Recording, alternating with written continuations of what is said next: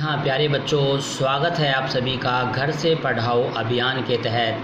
आज हम चर्चा करने वाले हैं 10वीं कक्षा के अध्याय नंबर 3 की एक्सरसाइज नंबर 3.2 के प्रश्न नंबर 1 पर।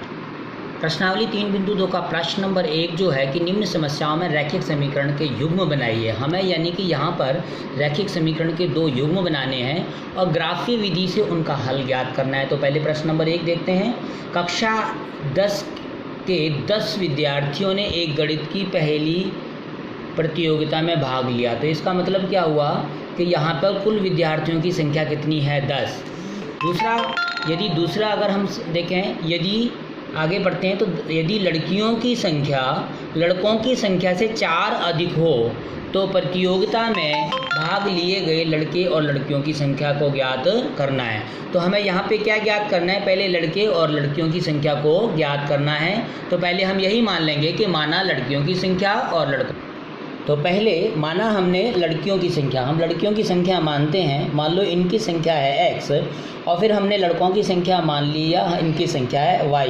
तो जो पहला प्रश्न था उसमें कक्षा 10 के 10 विद्यार्थी यानी लड़के और लड़कियों की कुल संख्या कितनी है? 10 है। तो इसका मतलब क्या हुआ कि पहले प्रश्न के अनुसार x जमा का y बराबर कितना होगा? 10। ये हमारी समीकरण नंबर 1 बन जाएगी। और दूसरे प्रश्न के अनुसार देखें तो दूसरे प्रश्न में ये कहा है कि लड़कियों की संख्या लड़कों की संख्या से 4 अधिक है। लड़कियों की संख्या लड़कों की संख्या से 4 अधिक है। तो अगर हम देखें x यहाँ पे लिखते हैं s = y। अब ये कहा है कि जो x हमने लड़कियां मानी थी, लड़कियों की संख्या लड़कों की संख्या से 4 अधिक है। किसकी संख्या अधिक है? 4 है। अगर हम इसकी 4 अधिक करेंगे तो ये समीकरण बराबर नहीं होगी, इसलिए हमें यहाँ पे क्या लिखेंगे? y जमा का 4 कर देंगे। यानी अब ये दूसरा प्रश्न के अनुसार शर्त हो गई कि लड़कियों की संख्या लड़कों की संख्या से 4 अधिक है। इसे बराबर करने के लिए हमने यहाँ पर 4 लिखा है। तो ये हमारा आ गया समीकरण नंबर 2। इन दोनों समीकरणों को जैसे हमने पहले वाले 3.1 प्रश्नावली के पहले भाग में हमने किया था, ग्राफीय विधि ग्राफ बनाया था, तो उसके अनुसार हमने सबसे पहले समीकरण लिख ली x + y = 10। x का हम x और y का मान निकाल करके एक टेबल को बनाना चाहते हैं, तो इसके लिए 10 - के y। अब यहाँ पर हमें क्या है, हर बार x का मान मिलेगा और y का मान हम यहाँ पर पुट करेंगे। तो मान लीजिएगा पहले y का मान हमने कितना रखा? 5 रखा। तो यहाँ पर 10 में से 5 घटाए तो यहाँ पर भी मान कितना आ जाएगा? 5 आ जाएगा।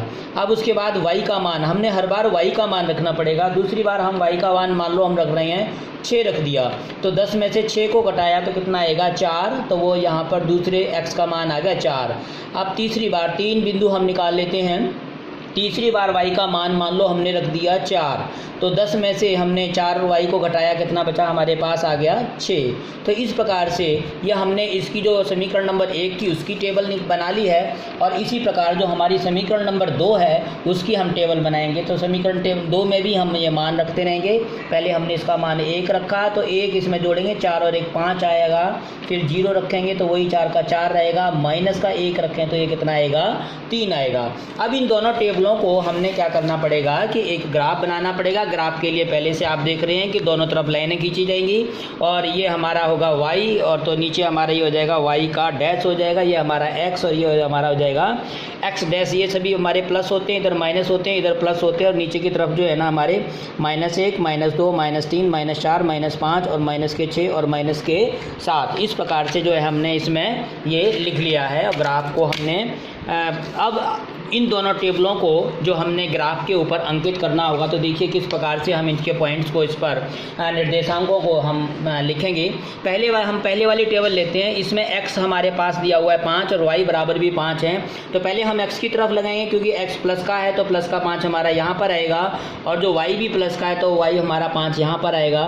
तो ये हमारा पॉइंट जो आ गया, ये पॉइंट हमारा क्या आ गया? 5 और 5, यानी जिसमें x भी 5 है और y भी 5 है। अब हम दूसरा पॉइंट उठाते हैं जिसमें x 6 और ये 4 है, तो ये हमारा 6 होगा, और y जो हमारा ये कितना आएगा? 4 आएगा। तो x की जगह हमारा 6। यहाँ पर जो है ना x, ये x का जो मान हम ले रहे हैं, यहाँ पे अगर हम देखें एक बार फिर से देखते हैं, यहाँ पर टेबल में हमें दिया है x की जगह 4 दिया हुआ है और y की जगह हमें 6 दिया हुआ है।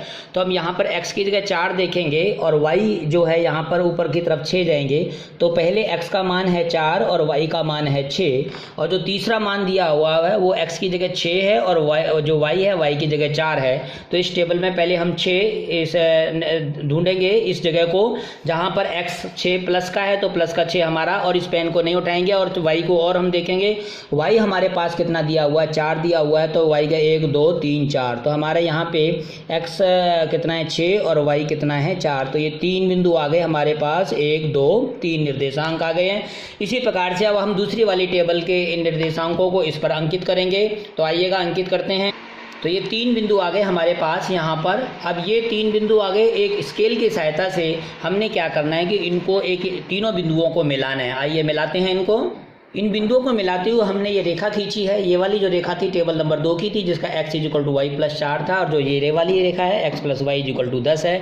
मिलाते हुए हमने, तो हम क्या देखते हैं कि जब इन दोनों रेखाओं को हमने इस पर निर्देशांकों को ढूंढ करके जब इन मिलाया है, तो ये दोनों की दोनों रेखाएं एक बिंदु पर मिलती हैं, इस बिंदु पर मिलती हैं। ये हमने क्या करा कि ये दोनों समीकरणों का ग्राफ तो हमने ड्रॉ कर लिया। अब उसमें हमें ये कहा था कि इसका ग्राफीय विधि से हल ज्ञात कीजिए। तो हल ज्ञात करने के लिए हमें जहाँ पर ये दोनों रेखाएं मिलती हैं उस रेखाओं को हमें उसके निर्देशांक देखने पड़ेंगे, यहाँ पर x कितना है और y कितना है। तो उसके लिए हम पहले इनकी रेखाएं खींच लें। तो इसके निर्देशांक जानने के लिए हमने ये रेखाएं खींच दी हैं, डॉट डॉट लाइन में देख रहे हैं आप। यहाँ पर x की जगह हम देखें तो x की जगह हमारे पास यहाँ पर 7 है और y की जगह देखें तो कितना है 3 है। तो जहाँ पर ये दोनों रेखाएं मिल रही हैं वहाँ पर x = 7 दिया है और y = 3 दिया हुआ है। बच्चों जैसा कि आप जानते हो, पहले हम हमेशा x को लिखते हैं और उसके बाद हम y लिखते हैं। तो यहाँ पर x जो हमारा यहाँ 7 पर है और y को अगर हम देखें तो प्लस का 3 है। तो इस प्रकार से इन दोनों को ग्राफ को जहां पर भी ये लाइनें मिलती हैं उसका जो निर्देशांक है यानी x और y का जो मान है वो उसका हल कहलाता है। तो इस प्रश्न के अनुसार हमारा x बराबर आ गया हमारे पास 7 और y बराबर आ गया 3। x हमने माना था लड़कियों की संख्या, तो x लड़कियां हमारे पास आ गई 7, और y हमने माना था 3 यानी कि लड़कों की संख्या, तो y बराबर आ गया 3। तो इस प्रकार से इस ग्राफीय विधि से x और y का हल ज्ञात करते हैं।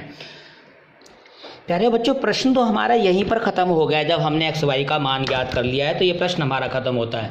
पर हम थोड़ा सा और आगे चलते हैं आगे के प्रश्नों को हल करने के लिए, कि जैसे जो हमारी पहली वाली समीकरण थी x + y = 10, तो हम x + y 10 को इधर लेके आ गए तो -10 बराबर 0 हो गया। और यहाँ पर x था हमारा y + 4, तो ये हो जाएगा x - के y - के 4 बराबर कितना आ गया 0। इसमें अगर हम देखें इनके गुणांक निकालना चाहें तो हमारा इन सभी के हम गुणांक निकालेंगे। जो हमारा पहली समीकरण है, इस समीकरण में इसको हम गुणांक निकालते समय ध्यान रखेंगे कि इसको हम लिख सकते हैं। तो गुणांक निकालते समय ये ध्यान रखें कि जैसे जो x + y = 10 था, यहाँ पर ये 1x यानी कि x के साथ 1 गुणा है, यहाँ y के साथ 1 गुणा है। इसको हम ऐसे पहली समीकरण है, इसको हम लिख लेते हैं a1x + b1y + c1 = 0। और ये हमारी दूसरी समीकरण थी, तो इसको हमने लिख लिया a2x + b2y + c2 = 0। तो इससे क्या होगा कि हम इनके जो गुणांक हैं, जैसे x के साथ यहाँ गुणांक a1 है और a1 बराबर कितना दिया हुआ है 1, तो ये हमारा a1 आ गया 1।